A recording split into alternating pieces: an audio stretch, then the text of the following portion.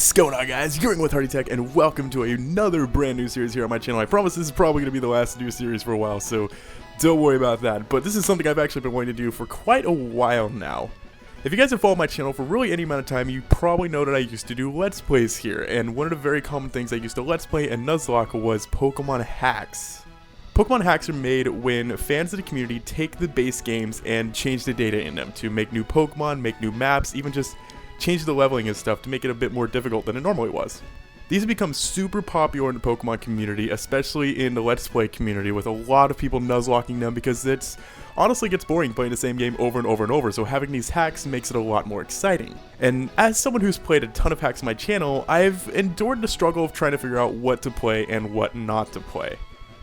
The one bad thing I've noticed is, no matter where I go, there never really seems to be a, definitive review of hacks that I'm looking for, besides, the very, very, very big ones. The only really feedback I can ever find when I'm researching hack is those made by the creator of the hack, and it's not like they're ever going to say anything bad about their game when they're trying to get you to play it, aside from possibly pointing out bugs that they'll be fixing in the future. And that is where I come in.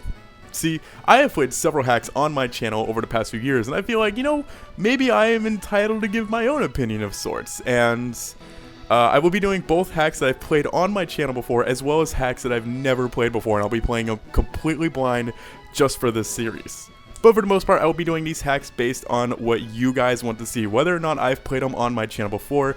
If there's enough comments asking for a specific hack, I will take a look at it. If you guys want to know if it's any good, you just want to hear my opinion on it, blah, blah, blah, blah, blah, please don't ask me to do Pokemon Quartz. It's not happening. Throughout each episode, I will be taking a look at several different aspects of each hack, including the story, the difficulty, the graphics, the music, any Fakemon that happened to be in it, as well as giving my overall opinion and whether or not I think you guys should play it or not. But today we'll be looking at a hack I most recently played on my channel, Pokemon Advance Adventures.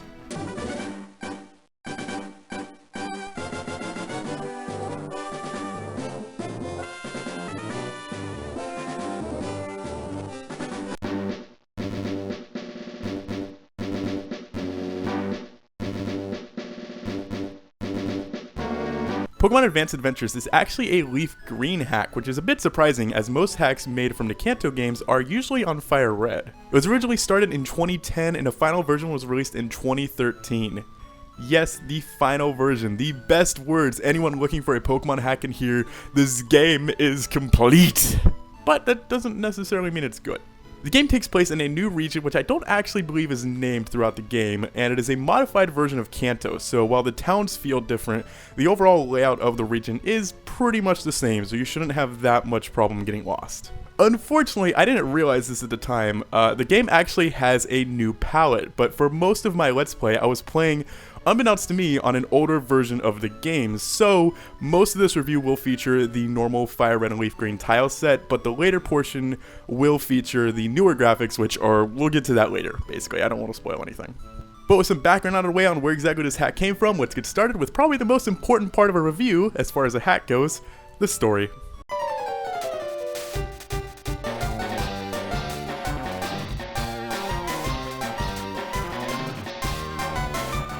This portion of the review will be a non-spoiler zone. Don't worry guys, when I enter the spoiler section I will put a warning for you guys to skip it. But for now, let's cover the basis of what this game is about. In Pokemon Advanced Adventures, you are part of the poorest family in town, and you're constantly bullied and don't really have any friends because of your economical status. And despite the fact that you really don't have any hope of this ever happening, you never give up your dream of someday becoming a Pokemon trainer. Sadly, this part of the story is never really mentioned at all outside of the first minute or so, and it really kind of makes me sad because I feel like this is something they could have built upon more, but basically once you get your Pokemon, your whole backstory is kind of abandoned. And I guess this trend of your player character not really having a personality isn't anything new to the Pokemon games. It still just kind of bothers me because they did go through the process of giving your character a backstory and then it didn't mean anything. It's never really brought up again, whatever, I guess. It's just a small little problem in my opinion. One day you wake up and surprisingly the local Pokemon professor wants to see you. It turns out his grandson has had a sudden change of heart and has decided to basically take over the entire world. The professor asks you to take a Pokemon and attempt to stop his grandson. Why? Because it's a Pokemon game, don't question it, okay? But it's not as simple as beating your rival. See, this game doesn't feature the classic 8 gyms and go to Elite 4 like we're used to. It turns out all the gyms have been replaced by your rival's subordinates, powerful trainers that are working under his banner to help him, take over the world. So you have to travel around the region and beat his 8 subordinates before you're allowed to face your rival.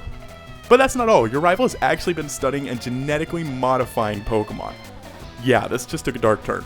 Now, 8 of these Pokemon are running rampant over towns across the region, and you have to either stop them or capture them as well.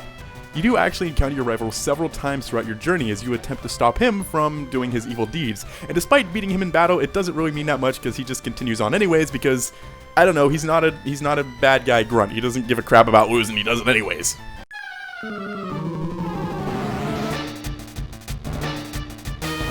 This part of review will feature the spoiler section of the story, including the end game and the after game. So if you do not want this spoiled for you and what happens, feel free to skip here or go to this time in the video and you will go into our next section.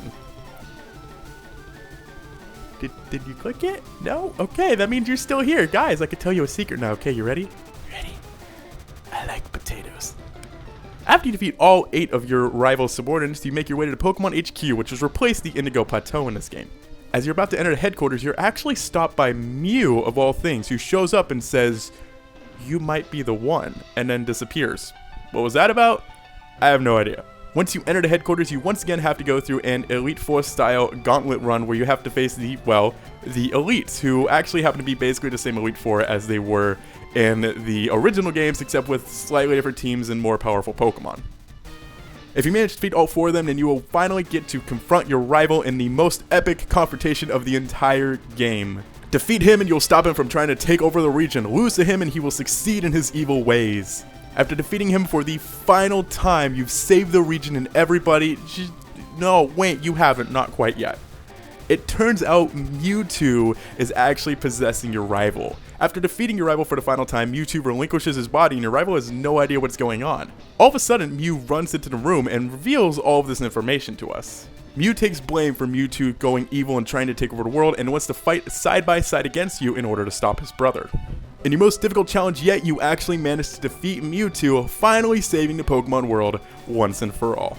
After you return to your hometown, the world starts suddenly experiencing a bunch of earthquakes. It's revealed that a long time ago, a human god named Brendan had granted 5 sages eternal life as they watch over 5 guardian Pokemon who were to keep the other Pokemon on the Earth in check. But once Mewtwo attacked the humans, Arceus was angered and was beginning an attack that would destroy the entire Earth as well as all life on it. The only way to stop this is to gather the 5 guardian Pokemon and prove to Arceus that they can be trusted again. With Mew by your side, you set off to gather the other legendary Pokemon. Celebi and Deoxys agree to join you after you defeat them, and you hatch Jirachi from an egg given to you by a trainer in the Village of Dragons. It's revealed that Mewtwo, after his loss to you, was transported to another dimension as punishment for his betrayal.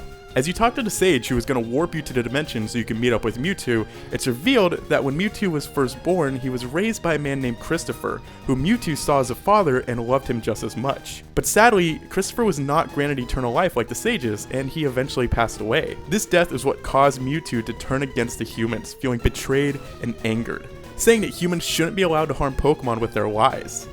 After defeating him, you actually managed to talk sense into Mewtwo, and he finally accepts Christopher's death and joins your side. With all the Guardians by your side, you travel to the Heaven's Peak where you're confronted by Arceus. He has no plans of saving the Earth, so you and your legendary Guardians must defeat him in battle to prove that you are worthy. If you're successful, Arceus finally accepts to give the Pokemon one more opportunity to protect Earth. Before you can celebrate though, the human god Brendan appears. He thinks there has to be someone around to keep the Guardian Pokemon in check and wants to know if you really are the chosen one. So to check, he challenges you to the final battle in the game. If you manage to win this fight, you are granted the title of Guardian of Longevity as Brendan leaves back to heaven, leaving Earth in your hands as the credits roll.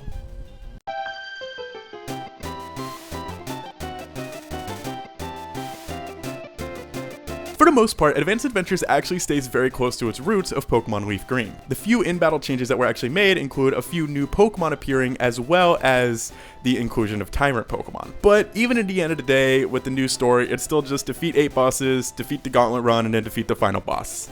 at least as far as the main story goes. The post-game, and don't worry, this is a spoiler-free zone, is actually pretty impressive in my opinion. It flows really well, the animations look really cool. The only issue is a few graphical problems occasionally, but besides that, I can overlook those because it just feels really awesome. Overall, it managed to keep everything we know and love about Pokemon while still giving it its own unique feel. Pokemon hacks aren't exactly known for being easy. Hacks like Dark Rising and Blaze Black have set a precedent where hacks challenge you to your very core until you just end up in a pile of tears because you just can't beat this one thing, and why would you ever know Sonic is so stupid?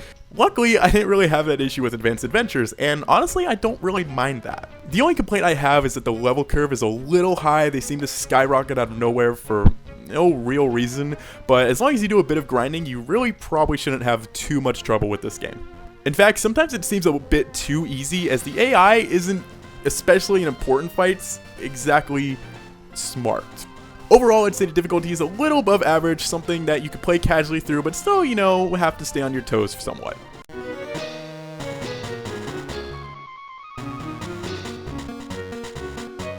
Unfortunately, like I mentioned earlier, a lot of my playthrough was on an older build of the game that I didn't realize, so a big portion of it does have the normal leaf green and fire red tile set, but the final version of this game does feature a newer tile set that's a lot more polished, the colors more vibrant, and I honestly really like it.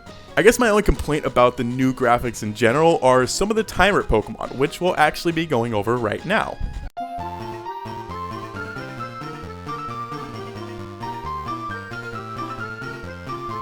I don't actually know if I would consider any of these Fakemon or not. They're technically more of just altered Pokemon, but I'm gonna talk about them here anyways because I don't really have a section for non-Fakemon but change Pokemon because they're technically different. That's a really long title for a section and also kind of very specific. But this section will contain a bit of spoilers if you guys want to go into this not knowing what the Tyrant Pokemon are, so feel free to click here and avoid these spoilers as well. Yay! Anyways, 8 Pokemon have received new types and somewhat altered designs, which we went over earlier. While ones who have sprite changes like Zangoose and Gengar look a little weird in my opinion, I do love their type changes. I've had so much fun using the normal Steel Zangoose as it was a monster giving out damage. I did get a little annoyed with the lack of type diversity, like having 2 fire-water types seemed very dumb. Among the 8 Pokemon is 13 types, leaving 4 more they could have fit in there somewhere. So honestly, that frustrated me a little bit. Oddly, my favorite was probably Tropius, who became a rock grass type. It was really underwhelming at first, but once you got it up high enough level, it was definitely worth the struggle.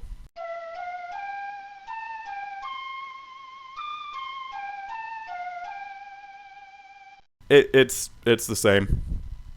That's basically it.